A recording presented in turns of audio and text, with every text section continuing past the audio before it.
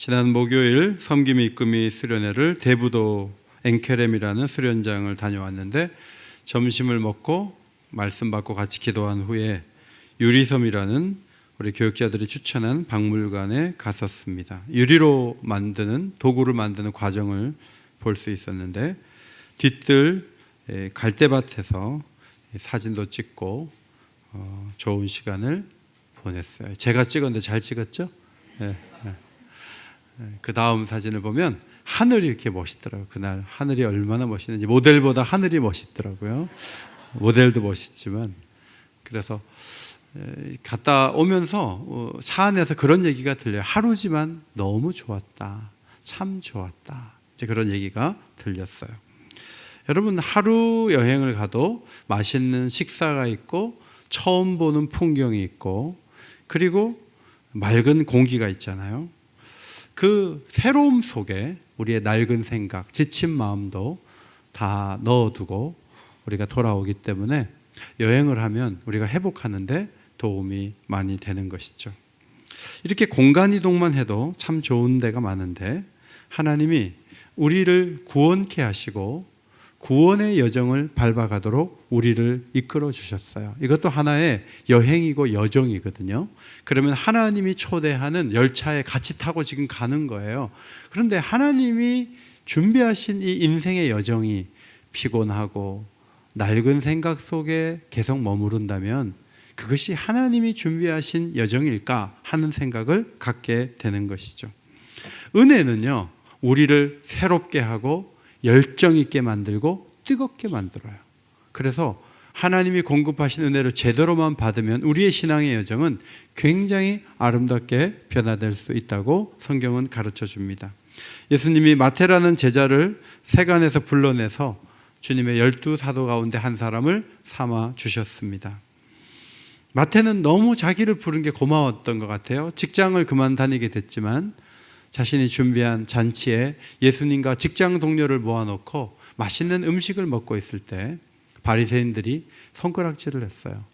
저렇게 죄인하고 밥 먹으면 안 되는데 어떻게 저런 사람하고 교류하는가, 예수는 문제가 많아, 이렇게 얘기를 했습니다. 그러나 주님은 그들의 기준에는 맞지 않을지 모르지만 하나님의 자비가 너무나 분명한 행적을 이어가고 계셨습니다. 후에 이 세리 마태는 마태복음의 저자가 됐고요, 12사도 중에 한 사람으로서 순교하기까지 복음을 힘있게 전한 놀라운 인물로 남았는데, 그가 마련한 잔치는 단순히 죄인들이 먹고 예수님을 어렵게 하는 자리가 아니라 그 인생의 변화를 알리는 놀라운 출발점이 되었던 것이죠. 헛된 종교는 기쁨이 없습니다. 신앙생활은 이런 것으로 이어져야 된다는 많은 강요하는 얘기들로 가득한 채 기쁨이 없는 그런 종교가 헛된 종교이지요.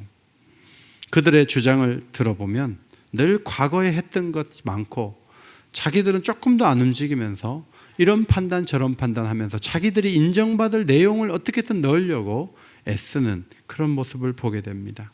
긴 기도와 많은 제사와 가식으로 꾸며놓은 행사들을 사람들이 하지만 그것이 진정한 신앙이 아니죠. 교회는 그런 것들 위에 서 있지 않습니다. 바울은 하나님의 구원이 주어질 때 은혜가 펼쳐지면서 우리에게 놀라운 일들이 있게 된다고 오늘 본문 말씀에 가르쳐주고 있어요. 구원의 은혜가 나타날 때 12절에 이 세상 정욕을 다 버리고 신중함과 의로움과 경건함으로 살아가게 된다, 그렇게 말씀하고 있습니다. 하나님이 우리를 양육하시면 그런 일들이 일어나는데, 양육한다는 헬라어 단어는 훈련시킨다는 말이에요. 하나님이 우리를 훈련시켜 주세요. 그러면 먼저는 버릴 것을 버릴 줄 아는 사람이 되는 것이죠. 버리지 않으면 채울 수가 없어요.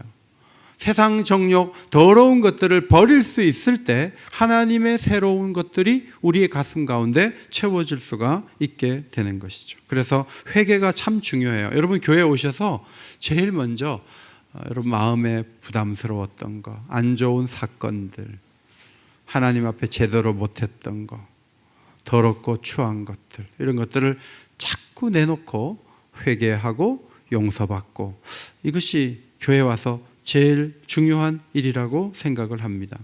디도서 3장 3절에 우리는 과거에 여러 가지 정욕과 행락의 종노릇 하던 자였다.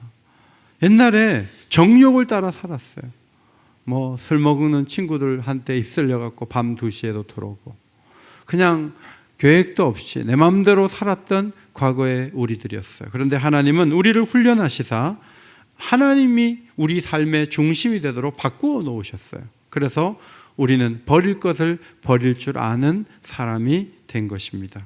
오늘 성찬을 받으면서 세상 정욕 다 버리지 못한 것들이 저도 있고 여러분이 있는데 그런 것들을 어떻게 더 버릴까? 어떻게 처리할까? 그것을 생각하고 관심을 갖는 것이 매우 중요합니다. 버리지 않으려고 하면서 어두운 삶을 반복하면서 좋은 것만을 기대하는 것은 어리석은 일이에요. 중요한 것은 은혜가 나타나면 하나님 우리를 훈련시키면 경건하지 않은 것과 세상 정욕을 다 버리는 방향으로 가게 되는 것이죠. 아이들이 이상한 고집을 부릴 때가 있어요. 어떨 때는 받아주지만 고쳐야 되겠다 하면 고쳐주려고 부모가 계속 반복해서 고쳐줘요. 그러면 애들이 크면서 그 안 좋은 습관들을 벗어버리고 좋은 습관을 가진 사람이 되어가는 거예요. 마찬가지로 하나님도 우리를 그렇게 이끌어 가신다는 것이죠. 갈라디아 교회 바울이 편지할 때 육체의 일이 분명하다 하면서 4가지 정욕에 대해서 이야기했습니다. 먼저는 성적인 범죄예요. 음행과 더러운 것과 호색과. 여러분, 이 성적인 범죄가 멀리 있는 것 같지만 이것이 꽤 가까이 있고 꽤 많은 사람들을 흔들고 있는 범죄입니다. 오늘 성찬을 받으면서 이런 부분에 걸려 있으면 이거를 이겨낼 수 있는 힘을 달라고, 끊을 수 있는 힘을 달라고 그렇게 기도하는 것이 매우 중요하죠. 그 다음에 다른 신을 섬기는 우상 숭배와 주술, 그리고 인간관계에서 일어나는 범죄들, 원수 맺고 분쟁하고 시기하고 분내고 당짓고 분열하고 갈라서고 이런 것, 이거 해결해야 돼요. 그 다음 4번째, 자기 통제에 실패하는 죄들, 투기와 술 취함과 방탕함을 버려야 한다. 우리가 버리기도 하지만 하나님이 계속 은혜를 부어주시면 이런 것들을 좋아하지 않아요. 안 해도 되는 게 되는. 저는 영화 보는 거 너무 좋아해요. 저는 결혼하기 전까지 영화 보는 거 너무 좋아했어요. 그런데 아내를 하나님이 영화를 정말 싫어하는 사람을 만나게 하셨어요. 제 아내는 어릴 때 영화관에 가서 막 이게 체했대요. 그래갖고 막 굉장히 힘든 시간을 보내다가 온 적이 있어가지고 지금도 영화관에 가면 막 그때 그 트라우마가 아내를 흔들기 때문에 제가 영화관에 누가 5월 달에 뭘 준 게 있어요. 영화표를 카카오톡으로 준 게 있는데 아직까지 못 봤어요. 그러니까 9월 말까지 그거 봐야 되는데 결국은 못 봤어요. 그런데 못 봐도 괜찮아요. 지금 뭐 영화 보는 게 중요해. 바쁜데 다른 일 해야 되는데 내가 좋아하는 게 영화지만 영화를 안 봐도 행복할 수가 있다는 거죠. 여러분, 하나님의 은혜가 우리에게 밀려오면 옛날에 좋았던 것이 달라지는 기호의 변화가 일어나게 될 줄 믿습니다. 하나님 우리를 계속 바꾸어 가시는 거죠. 그러면 이 버릴 것을 버리고 났을 때 우리에게 3가지를 채우라고 12절에 기록이 되어 있어요. 따라합시다. 신중함, 의로움, 경건함. 이 3가지를 채우라는 거예요. 자, 신중하다 이 단어가 소프로노스라는 이 헬라어는요, 절제하고 자제한다는 뜻이에요. 입에 재갈을 물린다는 의미도 있어요. 그래서 가능하면 이 특별히 언어에 있어서 말을 절제하는 것과 관련을 갖고 있는데 디도서 2장을 우리가 묵상하면서 보니까 연세 드신 남자들이 절제해야 된다는 말이 나와요. 남자들이 절제해야 되나? 여기 신중해야 된다는 이 요구가 있고요. 그 다음에 젊은 여자와 젊은 남자도 이 신중해야 된다는 단어가 강조되어 있어요. 그리고 여성들은 신중하다는 단어는 안 썼지만 입으로 모함하는 것을 하지 말아야 된다. 그래서 모든 세대가 신중해야 된다라고 얘기해요. 여러분, 예수를 믿고 구원의 은혜가 나타나면 가장 먼저 우리가 알아볼 수 있는 것이 입술이에요. 입술에서 절제가 나타나고 입술에서 상처를 주지 않으려고 하고 입술로 길게 말하는 것을 자제해야 돼요. 그것이 구원의 은혜가 나타났을 때 일어나는 현상이라는 거예요. 예수를 믿음에도 불구하고 너무 길게 말하고 너무 사람을 지겹게 하고, 여러분 그거는 병이에요. 오늘 떡과잔을 받으면서 간단하게 말할 수 있는 은혜를 달라고 기도하시기를 바랍니다. 제가 이 부분에서 사실 걸려 있어요. 제가 교육자회를 하면서 강조할 게 많잖아요. 그러면 교직원 회의를 이렇게 하다 보면 제가 15분 얘기했다고 난 생각했는데 시계를 보니까 1시간을 말하고 있더라고요. 얼마나 교직원들이 지겨웠겠어요. 제 얘기 듣느라고. 매일 그렇게 하면 얼마나 교회가 힘들겠어요. 여러분, 은혜를 받을수록 간단 명료하게 핵심만 전하고, 지식은 말하려고 하는 거지만 지혜는 듣고자 하는 것이다, 그런 말이 있더라고요. 잘 들을 줄 알고 경청할 줄 아는 하나님의 사람들이 되시기를 바랍니다. 우리 사람인데 누가 좋아해요? 어떻게 지냈어? 요새 어려운 일은 없나? 이렇게 물어보는 사람 좋지. 앉자마자 자기 얘기하고 막 1시간 2시간 얘기하면 속으로 다음엔 다시 오지 말아야지, 이렇게 되는 거예요. 여러분, 말을 할 때 예수님은 하나님이 하라고 하시는 말씀, 가르치시는 말을 한다 그랬어요. 요한복음 8장에 보면 나는 내 아버지께서 본 것을 말한다, 그렇게 말씀했어요. 우리도 예수님의 언어 생활을 본받아야 돼요. 그 다음에 올바르게 판단하는 것, 의로움은요, 이제 올바르게 판단하는 걸 의미하는 거예요. 요한복음 7장 24절에 외모로 판단하지 말고 공의롭게 판단하라. 초막절에 사람들이 모여갖고 예수님은 좋은 분 같아, 옆에서 아니야, 사람들을 미혹하는 사람 같아, 옆에 있는 분이 얘기했어요. 뭐 배운 게 없다는데 글은 읽을 줄 아나? 옆에 있는 사람이 또 말해요. 귀신이 들린 것 같아. 다양한 얘기가 존재했어요. 예수님은 아니, 나보고 귀신 들렸다 그래? 내가 글도 못 읽는 줄 알고 내가 그렇게 사람을 미혹하는 사람이야? 열내지 않으셨어요. 예수님이 하신 말씀이 사람을 외모로 판단하지 말고 공의롭게 판단하라, 이렇게 말씀하셨어요. 여러분, 성찬을 받으면서 사람을 말할 때 뭐 키가 크다, 뭐 예쁘다, 뭐 어느 대학을 나왔다, 뭐 재산이 얼마다, 차는 뭐를 탄다, 그게 뭐가 중요해요? 그건 다 껍데기예요. 다 외모예요. 내면이 소중한 거예요. 우리는 하나님의 형상이고 예수님이 핏값을 대신 지불해서 다시 살아난 사람들이에요. 그런 모습으로 자신을 보고 다른 사람을 이해하고 귀하게 여기는 역사가 떡과 잔을 받게 되는 여러분에게 있게 되시기를 바랍니다. 이것이 우리가 받아야 될 의로움. 그 다음 세 번째, 경건함. 경건의 뜻은 제대로 예배한다, 잘 예배한다는 뜻이에요. 제대로 헌신하는 것을 의미해요. 자기 중심이 아니라 하나님 중심으로 살아가면서 경건하게. 그래서 이 세상 사는 방식의 변화가 은혜를 받은 사람에게는 일어난다는 것이죠. 13절 말씀에는 구원하시는 은혜가 나타날 때 복스러운 소망과 예수 그리스도의 영광이 나타나심을 기다리게 된다 그랬어요. 여러분의 소망은 무엇입니까? 집을 하나 꼭 마련하는 게 소망인 분도 있고, 몸이 아픈 분은 병을 다 곧 이겨내는 게 소망일 수 있어요. 자식에 대한 소망도 있어요. 그런데 여기서 소망은 그런 소망이 아니에요. 이 소망은 예수님에 대한 소망이에요. 예수님이 나타나시는 것을 기다리는 소망이에요. 사도 바울은 사도된 이유가 3가지가 있는데 그 중에 하나가 영생의 소망을 위해서 직분을 받았다. 성도들에게 영생의 소망을 불어넣기 위해서 직분을 받았다. 그런 고백을 했어요. 교회를 다니면서 점점 더 소망이 꺼지는 분들이 계세요. 그런데 그렇게 되면 안 돼요. 시간이 아무리 흐르고 내 몸이 약해진다 할지라도 예수님을 만날 날이 점점 더 가까워지고 주님이 재림하실 날이 점점 더 가까워지니까 그날을 바라보면서 소망을 점점 더 크게 만들 책임이 있어요. 예수를 길게 믿고 있습니까? 지친 모습입니까? 그 자리에서 일어나서 떡과 잔을 받을 때 그리스도의 영광을 환하게 볼 수 있는 그 세계를 사모하는 힘으로 이 자리에서 일어서게 되시기를 간절히 소원합니다. 그게 축복이라는 말이죠. 예수님의 영광은요, 우리가 예배 드릴 때 볼 수 있어요. 저도 설교를 하다 보면 깜짝 놀랄 때가 있어요. 내가 너무 부족한데 내가 설교를 오늘 제대로 전할 수 있을까? 그런데 우리 성도들 가운데 은혜를 많이 받고 가실 때 제가 내가 준비한 것에 비해서 하나님이 은혜를 많이 주셨다. 그러면 주의 영광이 예배 자리에 온 거죠.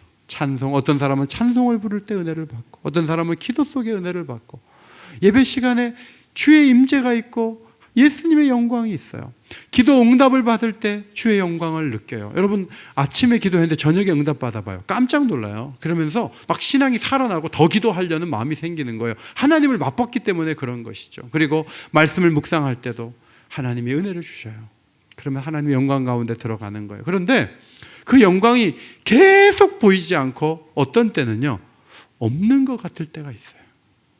주님이 좌를 봐도 안 계시고 우를 봐도 안 계시고, 답답한데 시련이 오고 아픔이 오면요, 하나님이 어디 계십니까? 그런 시가 너무 많잖아요. 이 세상은 그래요.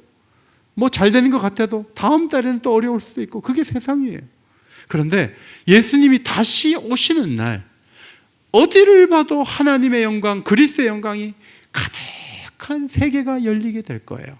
그 영광을 바라보고 기대하시기를 바랍니다. 그것이 성찬을 받을 때 우리가 받을 수 있는 큰 축복이라고 하는 것이죠. 시간이 흐르면서 나이 들매 변화가 참 우리를 당혹하게 합니다.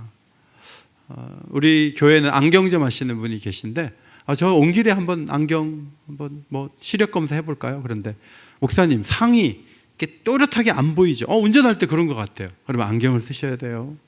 그래서 안경을 하나 맞췄어요. 그래서 운전할 때 안경을 써요. 어느 날 글을 읽는데 글씨가 이렇게 겹쳐서 보이는 거예요. 그러다가 지금은 또 안경 안 쓰고 보는데 왜 이러지? 그것도 또 별도의 안경, 돋보기라는 안경을 또 하나 맞춰가지고 두 가지를 이렇게 귀찮더라고요. 귀찮아.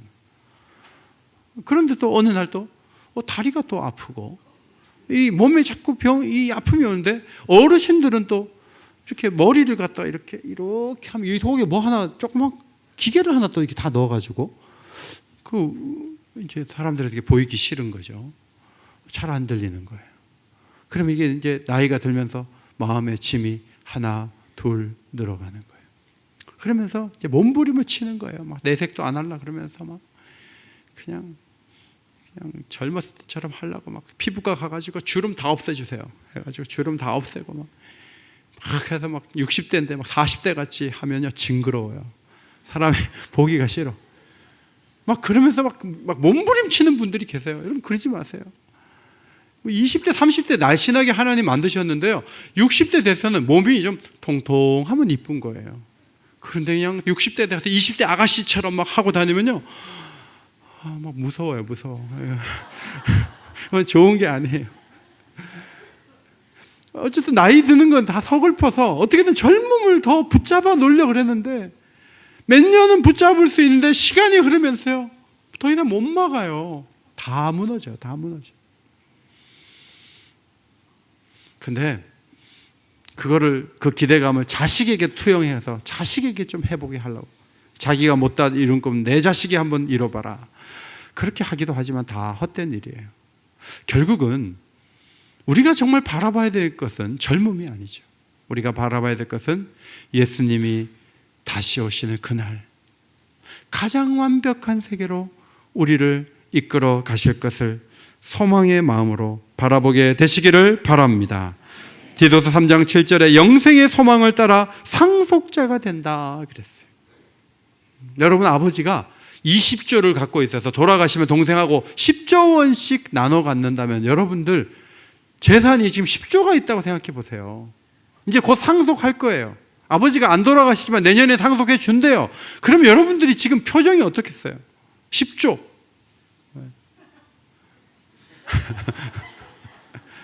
10조가 얼마인지 모르죠. 1조가 만억이에요. 만억.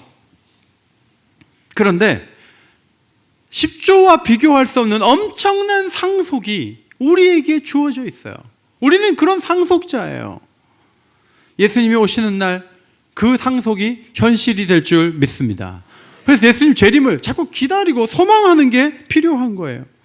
우리 조상들은요, 죽은 영혼이 떠돈대요. 그러다가 설날, 추석날, 제삿날 떡을 이렇게 차려놓고 뭐 이것저것 돼지머리도 하나 차려놓고 소주도 차려놔서 술을 먹으려고 영혼들이 떠다니다가 술을 드세요 하고 어디 떠다니시지 드세요 하고 위로 뿌리면 모르겠는데 또 희한하게 땅에다 이렇게 부어요. 그러면 조상들이 그걸 먹으려고 그러다가 이 땅에 다 쏟아졌잖아요. 우리 조상들은 그래서 더 강조했던 것 같아요. 나중에 죽어서 떠다니다가 그거라도 받아 먹으려고. 얼마나 비참해요. 제사는 그런 거예요. 그런데 예수님은 그게 아니라는 거예요. 우리가 죽고 우리가 천국 가면, 우리가 살아있을 때라도 예수님이 오시면 하나님이 보장하신 모든 세계가 활짝 열리게 될 것을 말씀하셨습니다. 이것을 우리가 더 바라봐야 돼요. 더 사모해야 돼요. 그날을 더 바라보면서 살아가는 성도들이 되어야 하는 것이죠. 천국에 가면 밤이 없대요. 밤이. 사진을 보시면요,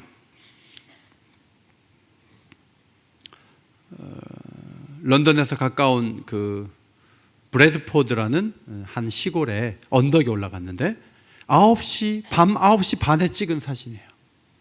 이 나라는 10시가 넘어야 해가 져요. 제가 찍은 사진 중에 제일 잘 나온 사진이에요. 이 나라는 10시까지 해가 안 지면, 그래서 사람들이 그렇게 과학자도 많고 영국에서 위대한 인물이 많이 나왔구나. 이 나라는 진짜 부럽다. 밤이 짧으니까. 그런데 안 그렇대요. 겨울 가면 4시면 해가 진대요. 그래서 칠흑 같은 밤이 너무너무 길대요. 여러분, 천국에 가면 여름 겨울 관계없이 밤이 하나도 없어요. 계속 낮이에요. 그러면 언제 쉬어요? 아니, 같이 있고 하는 시간이 다 쉬는 시간에 별도로 앉아도 돼요. 계속 찬양하고 기뻐하고 안식하고 누릴 수 있는 축복이 천국에 있다는 것이죠. 그 놀라운 밤, 물리적인 밤만 없는 것이 아니라 육신의 밤도 마음의 밤도 어떤 고민도 없는 그 세계를 바라보면서 사도 바울이 빌립보 교인들에게 이런 말을 했어요. 차라리 세상을 떠나서 그리스도와 함께 있는 것이 훨씬 더 좋은 일이라. 그렇게 하고 싶으나 내가 육신으로 있는 것이 너희를 위하여 더 유익하리라. 엄마가 천국 가는 게 좋다 그래서 천국 가버리면 애는 누가 키워요? 그래서 아이들을 위해서 엄마가 이 세상에 있지만 마음속에는 천국 가면 너무 좋은데, 이 마음을 그리는 거예요. 오늘 떡과 잔을 받게 될 때 너무 세상 것을 기대하고 세상 것에 속상하고 이런 것들 마음에 접고 천국을 더 사모하게 되고 그 세계를 더 환하게 바라보면서 그 영광을 바라볼 수 있는 성도들이 되시기를 주의 이름으로 축원합니다. 14절에 선한 일에 열심히 하는 하나님의 백성이 되게 하신다고 했어요.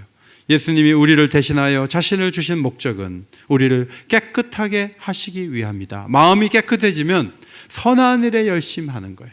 마음이 어두우면 맨날 자기 중심이에요. 자기가 상처받고 자기가 중요해요. 그런데 깨끗한 사람이 되면 하나님이 기뻐하신 일을 열심히 하는 사람이 되는데, 그 일을 위해서 우리에게 구원의 은혜를 주셨다는 것이죠. 지난 금요일 우간다 진자라는 곳에서 고아 14명을 키우는 KT라는 자매에 대한 말씀을 제가 드렸어요. 선행은 선교지에서만 하는 것은 아니에요. 대답하는 공동체라는 책을 지난 주간에 읽었는데, 우리 교회 부흥에 와셨던 정갑신 목사님이 예수 향남교회를 화성시 그 향남리에 개척을 하셨어요. 그 개척한 얘기가 기록이 되어 있는데 거기에 참 감동 어린 일화가 있더라고요. 이 목사님은 창신교회, 한 2,000여 명 되는 창신교회에서 목사님이 개척해서 나가겠다 해가지고, 사실은 교회 안에 수많은 갈등 때문에 더 이상 목회를 못하고 공황장애까지 겪으면서 목사님 목회를 접으려고 했는데 은혜를 주셔서 이제 개척을 하게 되셨어요. 그런데 장로님 중에 한 분이 고위공직자였는데 60대 중반에 회사를 그만두고 총신대학 신학대학원 2학년일 때 목사님을 따라서 나와서 향남리의 향남교회 교육전도사가 됐어요. 근데 이 장로님의 꿈은 낙도에 가서 선교하는 거예요. 그래서 낙도를 계속 돌아다니시는 거예요. 그러다가 목사 안수를 받고 통영 아래에 있는 사량도라는 곳에 부임을 하셨어요. 담임 목사로 가셨는데 교인은 2-3명에 불과한 그런 교회였습니다. 그 목사님은 마을 주민들과 계속 소통을 하고 마을 이장과 주민들과 함께 이렇게 많이 사귀고 노니까, 교회를 좀 새로 이렇게 단장을 하니까 마을 사람들이 개축을 위해서 헌금도 전해줬다고 해요. 공직 생활에서 얻은 행정력을 동원해서 잘 사는 마을을 구상하면서 어촌계 새마을 운동인 자율관리 공동체 사업을 하는데 이 목사님의 아이디어가 결정적인 역할을 했어요. 그래서 정부로부터 세 차례에 걸쳐서 2억 원을 지원받아가지고 공동 선박을, 마을을 위한 공동 선박 구입과 펜션 건립, 선상 펜션 건립과 전복 양식장 건립까지 하게 되었습니다. 여러분, 7년 동안 이 목사님이 섬에 있으면서 거주민이 모두 30가구밖에 안 되는데 그 가운데 15가구 27명이 교인이 된 거예요. 얼마나 감사해요. 목사님이 이제 교회 법에 따라 70세가 되어서 정년이 되어서 마을을 떠나는 상황이 돼서 이제 제가 가야 됩니다 하니까 동네 사람이 다 놀라가지고 목사님 어떻게 하면 더 여기 있을 수 있냐 그러니까 노회에 가서 얘기해봐라. 그래갖고 노회에 가가지고 목사님 70세지만 더 있어야 된다고 막 얘기를 했어요. 노회원들이 법이 있는데 어길 수가 없잖아요. 그래서 사모님이 2살 아래라서 사모님을 담임 전도사로 세우고 그 다음에 목사님은 협동 설교 목사로 옆에 붙어 있는 사람으로 해가지고 2년을 더 있도록 그렇게 했다는 것이죠. 그래가지고 목사님이 이제 72세까지 거기서 사역을 하고 이제 나오게 되는 거예요. 주민들이 너무 아쉬워하면서 이제는 어떻게 할 수가 없으니까. 그래서 목사님이 떠나는데 현수막을 걸었다는 거예요. 제가 현수막 어떻게 썼을까 하고 제가 어제 써봤어요.